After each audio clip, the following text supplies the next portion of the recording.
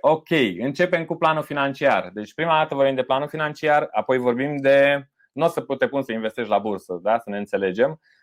Apoi vorbim de planul profesional, carieră, și apoi vorbim de business și apoi de mindset, pentru că mindset-ul le cuprinde pe toate. Așadar, legat de bani, am încercat să fac sinteza sintezelor, cele mai bune soluții pentru această perioadă. Și pentru început vreau să-ți arăt un grafic aici, 1, 2, 3, 4. Nu o să mai mă focusez pe întrebări, o rog pe Roxana și pe Raluca să răspundă. Adeverințe de participare la webinarii nu o să mai mă focusez. Dacă e ceva important, super important, Raluca, și nu o să mai mă focusez pe chat. Da, este și asta o opțiune. Așa curg mesajele. Raluca, Roxana, îmi dați un mesaj pe WhatsApp dacă e ceva urgent, pentru că vreau să mergem. Avem mult de făcut. E un curs de o zi ce avem aici, nu de o oră și jumătate. Evoluția ta, dacă ne uităm la 2000, da, avem un roșu care vedem că a coborât și a urcat, un verde care a urcat ușor până în 2010, iar apoi a coborât. Avem și pe cineva care, linia gri, linia 3, care a fost un boom pentru persoana respectivă, și linia 4 albastră, care o vedeți cum este. Dacă ar fi să 1 roșu, 2 verde, 3 gri, 4 albastru, evoluția voastră economică cu care din aceste linii seamănă, da? Cu care din aceste linii seamănă evoluția voastră? Lăsați-mi un mesaj în chat, da? Cu care seamănă, da? Mai cu albastru, numărul sau culoarea? Lăsați-mi în chat, da? Ok, 4 all, albastru, roșu, roșu, verde, verde, albastru 1, da? Roșu, albastru, da? Albastru, albastru, verde, gri, da? Observăm că, după cum curg aceste mesaje pe chat, că sunt variante diferite. Asta înseamnă, și aici poți să faci primul click și ori de câte ori vezi un slide, e posibil să faci un aha. Am pus titlul Evoluția economică, da? Subtitlul mic acolo scrie așa: evoluția ta. Observăm că fiecare, dincolo de evoluția economică propriu-zisă, are propria evoluție economică. Chiar și în vremuri înfloritoare, unii nu au cu ce să-și plătească facturile, da? Însă în vremuri de criză au acești bani. Deci nu există un tipar universal care se aplice la toți oamenii, și dovada a fost foarte ușor pe acest chat, când fiecare s-a identificat într-o altă zonă. Deci economia mea, ca să zic așa, finanțele mele, economia mea nu seamănă cu a ta. A ta este diferită, da? Oare ce face diferența între... De ce totuși lucrurile stau diferit, cu toate că vorbim de același context? Și acum contextul este similar pentru toți. Și dacă dau o secundă mai departe, avem așa. Ne uităm la o proiecție. Acum nu luați de bună ce ați scris mai devreme. Dacă ne uităm la o proiecție, ce se poate întâmpla până în 2021, ce se poate întâmpla până în 2025, cu fiecare linie, lucrurile pot să stea extrem de diferit, da? Nu contează ce ai ales înainte, ok? Dar acum, în această perioadă, este momentul în care mulți se vor duce în jos, e adevărat. Însă la fel cum s-au dus în jos unii și în perioada de boom economic, la fel și acum alții se vor duce în sus. La fel cum unii s-au dus în jos înainte. Deci cumva nu te mai gândi că există o criză la nivel de mindset, că tot vorbim de mindset. Există o criză și eu sigur o să mă duc în jos. Observă cum oamenii se duc fie în jos, fie în sus, da? Noi suntem la acest moment aici în care ține de noi, da? Cum vom gestiona această situație. Eu sper ca toți în acest moment să vă regăsiți în zona albastră, da? Am pus unul albastru și 3 în 2 în jos și un verde care progresează. Deci, într-adevăr, lucrurile vor fi ceva gen 50-50, unii vor reuși, unii nu, cu toate că vorbim de același context, da? Deci acesta este primul lucru, nu există renunță la ideea de că există o economie și economiile mele vor merge ca economia mondială. Nu. Dacă te uiți la trecut, vei vedea că lucrurile stau diferit, după cum am văzut în chat. Dacă te uiți la momentul prezent, lucrurile stau diferit pentru fiecare. Și fiecare este în controlul lui să schimbe această linie. Da? Deci reține această idee că există nu doar o evoluție economică, ci există evoluția ta economică. Da? Evoluția financiară însă depinde de mai mulți factori. A doua idee importantă pe care să o reții. Da? Unul depinde de context, de acord, bănuiesc. Da? Doi, depinde de surse alternative de venit. Câte surse alternative de venit ai? Și ce surse? Depinde de abilitățile pe care tu le ai în acest moment. Da? Ce depinde? De adaptare. Cât ești de dispus să te adaptezi, da? Tot mindset este, chiar dacă suntem la financiar. Ce fel de mindset ai, da? Așa, al șaselea element. Și învățare, cât ești de dispus să înveți lucruri noi. Dacă ne uităm la aceste variabile care pot face ca acea curbă să se ducă în sus în această perioadă, vom vedea că 5 din 6 depind de tine. Într-adevăr, depinde și de context ceea ce urmează. Însă, depinde de tine dacă ai surse alternative de venit, depinde de tine ce abilități ai sau expertize, depinde de tine cât ești de dispus să te adaptezi, depinde de tine ce mindset ai, da? Depinde de tine cât ești dispus să înveți. Dacă ne uităm la business-uri gen Disney, gen HP, gen FedEx, da? Sunt business-uri care au pornit în perioade de criză. Deci criza, nu vreau să zic că vezi în criză o oportunitate. Aș vrea să spun mai degrabă, nu lăsa această criză să se risipească, da? Dar oricum am vorbit, din cele 6 elemente, doar unul singur din aceste elemente e legat de context. Restul elementelor sunt în controlul nostru, da? Și dacă am pune un scor actual de 10, am pus eu așa și l-am înmulțit, pentru că fiecare element amplifică. 10 context, 10 surse alternative, 10 abilități, 10 adaptare, 10 mindset, 10 învățare, se înmulțesc, obținem 1.000.000. Însă, dacă creștem doar cu 20% fiecare dintre aceste elemente, doar cu 20%, nu vom avea o creștere doar de 20%, ci vom obține, am făcut eu o mulțire pentru tine, vom obține aproape 3 milioane. Deci când ne gândim la variabile financiare, matematic, așa să înțelegi, acestea se influențează exponențial unul pe celălalt. Adică dacă ai un mindset bun, amplifică totul, da? Dacă ai abilități bune, amplifică totul. Deci funcționează pe amplificare. Și când îți crești măcar puțin fiecare din această variabilă, obții un scor de 3 ori mai mare, chiar dacă tu mărești doar cu 20%.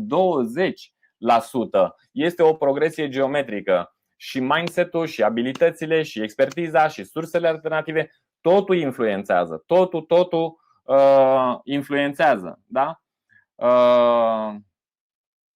Aceste elemente. Și dacă le crești cu 50%, ce înseamnă? Înseamnă 11.390.000. Adică dacă crești cu 50% fiecare variabilă prezentată mai devreme, nu știu dacă ți le-ai notat, dacă nu o să-ți dau slide-urile la sfârșit în cadrul sesiunii de Q&A. Trebuie să te uiți la aceste variabile să vezi cum o poți crește pe fiecare. Dacă crești cumva cu 50% pe fiecare, asta înseamnă de fapt ori 10, da? Nu se dublează venitul tău sau potențialul venitului tău, ci vorbim de ori 10. Sper că are sens această progresie geometrică cum crește. Următoarea idee importantă, măsoară cheltuielile. Știu că probabil zici că da, eu știu pe ce dau banii, însă acesta este primul pas atunci când ne gândim la financiar, să vedem unde se duc banii. Și îți propun să o faci mai exact decât ai făcut-o până acum dacă văd întrebările aici. Da, cum poți crește contextul? Avem sesiune de Q&A, da? Da, context înseamnă inclusiv oamenii din jurul tău, ca să-ți răspund, Silviu. Așa, măsoară cheltuielile. Nu le mai măsura doar grosomodo, așa că, măi, da, cheltuielile mele de fapt sunt cât câștig eu. Da? Nu poți îmbunătăți ceva ce nu cunoști. Acesta este primul pas, să-ți măsori cheltuielile, astfel încât la final să poți să ai în mod clar, să știi ce costuri ai cu locuința, ce costuri ai cu deplasările, ce alte cheltuieli fixe mai ai, gen internet, da?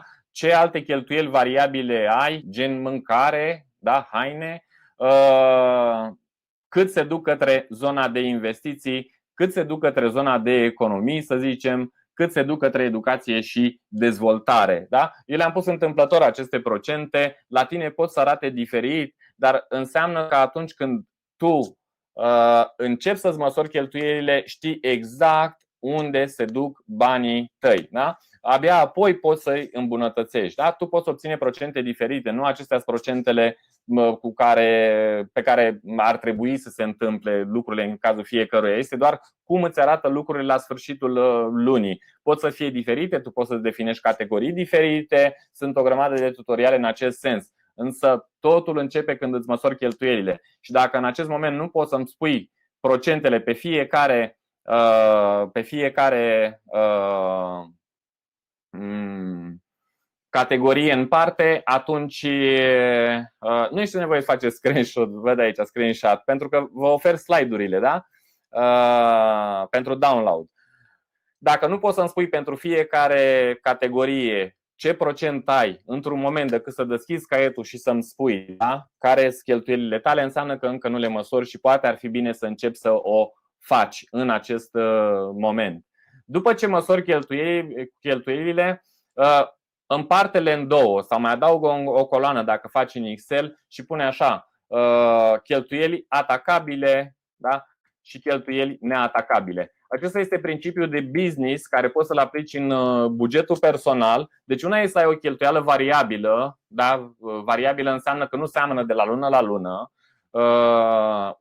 Fixă înseamnă că e fixă, aia e în fiecare lună. Însă atacabil sau neatacabil înseamnă că începi să definești niște cheltuieli pe care ai putea să încerci să le optimizezi. Nu înseamnă că o să-ți iasă, dar când ai rândul acolo, da? Că ai abonament la, eu știu, la internet, este o cheltuială atacabilă sau nu? Bă, da, poți să o pui. Că poți să o optimizezi sau nu, nu știu. Poate, cum mulți oameni își iau abonament de internet, cel mai mare abonament, să am net super bun. Dar în casă, dacă stai de vorbă cu un IT-ist, o să-ți spună, în casă au switch-ul de la provider care oricum nu îi permite să beneficieze de acel abonament. Am pățit-o și eu pe asta, pe firmă, în care mi-am luat super abonament, dar nu aveam echipamentul care să-mi transmită mai departe. Și atunci mi-am dat seama, ok, dacă echipamentul să-mi transmite atât, înseamnă că eu n-am nevoie de abonament de tipul ăla, am nevoie de alt tip de abonament. Da? Deci bine, poți să-ți înlocuiești și switch-ul dacă vrei mai mult de atât, dacă nu ți ajunge. Deci împarte în două categorii, atacabile și neatacabile. Și după ce le-ai împărțit în două categorii, așa se funcționează în business când se vrea reducerea cheltuielilor. Se desfac cheltuielile și se despart cheltuielile în două, cheltuielile atacabile, neatacabile, și după care consultantul, oricare ar fi, că e intern, că e extern, se duce pe cheltuielile atacabile și este gică contra pe cheltuielile atacabile. Eu cred că se poate reduce, uite așa. Și tu zici, bă, dar nu se poate. Bă, dar se poate. Și încerci să găsești căi, da? Pentru a reduce cheltuielile, nu mai insist. Da? Surse de venit. Da? Apropo de mindset, sper că are sens până aici partea financiară. Sursele de venit. Da?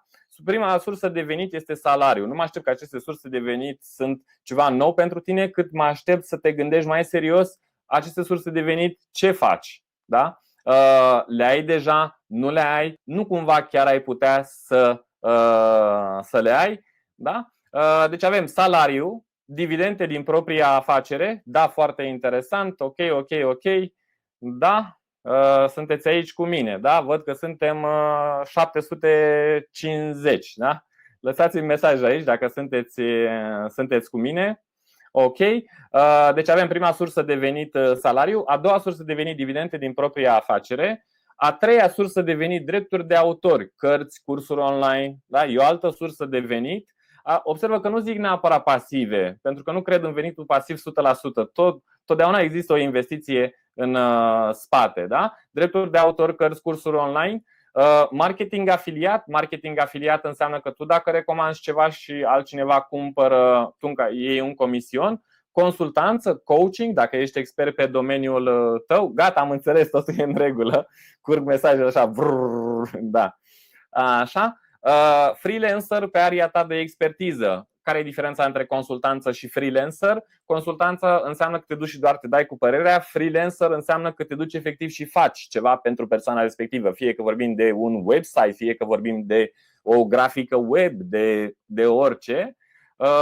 7 chirii, bănuiesc că te gândeai și la asta, dar asta e investiția cea mai mare.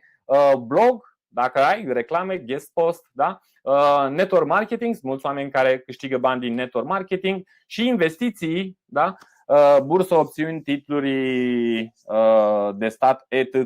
Acum uite-te la aceste surse de venit și gândește-vă, eu din 10 surse de venit posibile, acum am făcut și o sinteză, o să găsești liste diferite pe internet. Câte am eu de fapt, da? În acest moment? 2, 3, 1, 5. Da, Dorian, tu ne scrii pe privat, poți să modifici acolo, să dai public, e în regulă. Așa. Câte ai? 1, 2, 3, 4, 5. Câte surse de venit ai?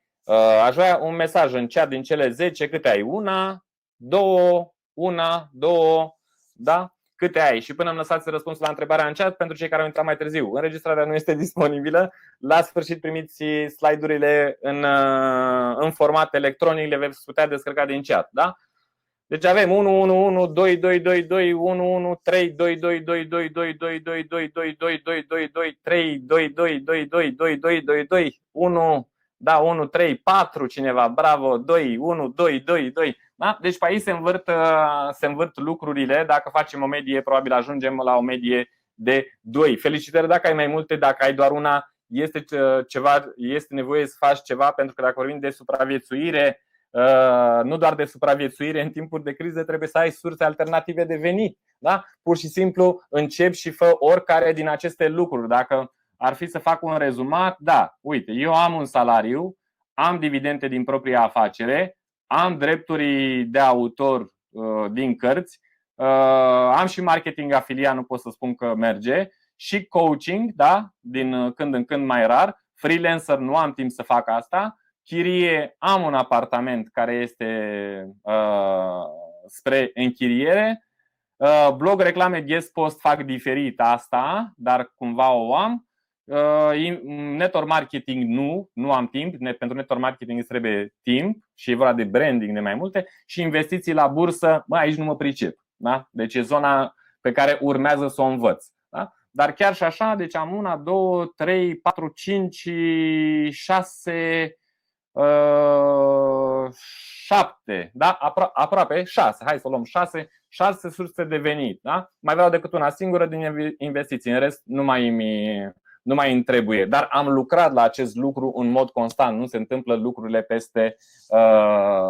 peste noapte, da? Da. Acestea sunt sursele de venit. După ce deci prima dată trebuie să cheltuim mai puțin, ați văzut, da? Și cum avem cheltuieli atacabile. După ce cheltuim mai puțin și optimizăm, trebuie să și câștigăm mai mult, da? Și după ce câștigăm mai mult, primul pas, care mie mi-a luat mult să-l fac, da? Câțiva ani de când am aflat ideea, da? Recunosc, câțiva ani, este alocarea veniturilor, da? Practic trebuie să stabilești 1% pe fiecare categorie de venit. Warren Buffett spunea că săracii economisesc după ce cheltuiesc, bogații cheltuiesc după ce economisesc, da? În momentul în care începi să-ți aloci veniturile, adică mi-au venit banii, da, că ies din dividende, că e salariu, așa, încep să-i aloc și stabilesc procente. Și aici eu îți dau un exemplu de procente pe care le poți aloca. Adică banii la intrare să să sortează, nu la ieșire, nu după ce ți-a rămas, vezi tu dacă ți-a mai rămas ceva. Nu, economia se face înainte, oricare ar fi acea economie. Și în cazul de față aș vrea să te convin cumva să treci și tu, dacă n-ai trecut cumva, la pasul în care să-ți începi efectiv să-ți aloci acești bani, da? Pe categorii, da? Investiții 20%, economii 20%, cheltuieli 40%, răsfăț 10%. Răsfățul este, așa l-am numit eu, te ajută doar să te simți bine, așa, da? Educație 5%, donații 5%. Aceasta este schema mea, însă schema ta poate să arate destul de diferit. Poți să gândești tu aceste procente cum vrei, găsești și alte exemple pe internet. Important este să începi să aloci banii pe categorii încă de când îi câștigi. Și ei rămân acolo și evident nu este cursul necesar acum de față. Ce faci pe fiecare categorie mai departe ține efectiv de tine. Dar dacă vorbim de dobânda compusă, dacă vorbim de investiții, dacă vorbim de donații, pentru că poate vrei să ajuți oameni, da? Dacă vorbim de răsfăț, în momentul în care aloci categoria răsfățului, da? Niște bani, că 5%, că 10%, oricâți, când îi cheltui nu te mai simți vinovat, da? Adică aceea pentru aia trebuie să ducă. Adică nu contează ce plăcere e plăcerea ta și e în regulă, da? Ai stabilit, ai alocat și este în regulă. Prima dată când am aflat cu alocarea venitului, cred că eram prin 2010. Vreau să spun că abia de 2 ani fac treaba asta. Am tot amânat până când am zis stop joc, că nu se poate așa doar să economisesc după ce cheltuiesc, pentru că se alege praful de tot. În momentul în care sortez banii la intrare, lucrurile stau diferit. Ai putea să-mi zici, bine, Marian, dar mie nu mi-ajung banii, da? Adică la mine cheltuielii reprezintă 90% sau 100%. Băi, dacă chiar reprezintă 100%, ai o problemă, da? Înseamnă că câștigi prea puțin. Dacă e fix 100%, da? Dar totuși poate e 90%. Poate te mai uiți atent la cheltuielile atacabile și poate e 80%. Și chiar dacă ai la investiții după aia 2%, la economii 2%, la răsfăți 5%, la educație 1%, la donații 1%, da? Nu contează ce procente ai. Important este să-ți obișnuiești creierul să aibă acest obicei, da? Să te obișnuiești cu ideea de a aloca banii. În prima fază nici nu contează câte economii faci, că oricum nu o să faci tu mare economie în 3 luni de zile, că te apuci astăzi și în 3 luni. Este un demers constant. Însă, dacă te obișnuiești să economisești, ți-au intrat banii, da? Să-i aloci pe categorii, poate să însemne eu am un mix între borcane efectiv și conturi. Poți să îi trimiți direct în cont. Cum au intrat în cont, îi trimiți creezi un subcont. Poate îmi zici, da, Marian, dar mai plătesc 2 euro comision de administrare la contul ăla. Băi, sincer, cred că merită să aloci un 5-10 euro pe lună ca să ai finanțele rezolvate, da? Da, din banii Sorin, da, deci nu cheltuim și după aia îi împărțim. Nu, încercăm să facem planificarea dinainte. Nu-i cheltuim și ne-au rămas 5 lei și îi împărțim. Nu, noi ne setăm dinainte, ne-au intrat banii astăzi și zicem hai să aloc câte 2% pe fiecare categorie, 5%, hai să o iau altfel, 5%. Și aloc 5, aloc 5, aloc 5, aloc 5, da, pe fiecare și îmi rămân cheltuielile 80%. Și încep să pun banii acolo, într-un fel sau altul, fie fizic, fie prin cont, fie